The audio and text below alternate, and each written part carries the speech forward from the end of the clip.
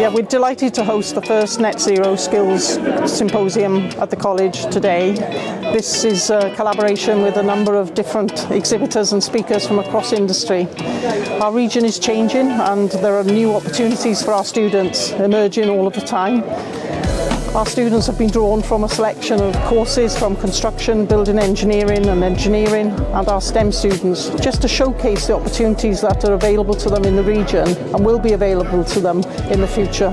Dyma heddiw I edrych ar y coleg ac siarad i'r students ac opportunity I siarad I gweld beth y students sy'n moyn I gwneud in the future. Am fi di attend event fel yma, mae'n diddorol ac important iawn.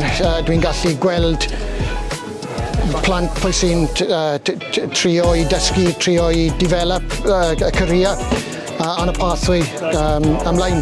So today we're here to present some of the techniques and some of the materials that we use as well to try to achieve low carbon building systems and a low carbon operation as well in our factory. So anything from our waste management processes all the way through to the materials that we choose and how we test the products that we manufacture as well. So it's great to be at Ngrŵp College today to see a range of different companies with a vast range of different technologies promoting net zero and promoting that to the future of the construction industry and engineering industry as well.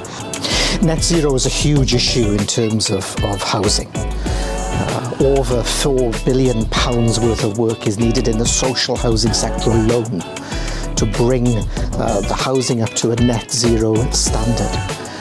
Now out of that comes skills and training and work opportunities and employment for a vast number of people if we seize that opportunity with both hands. Really interesting event, very informative.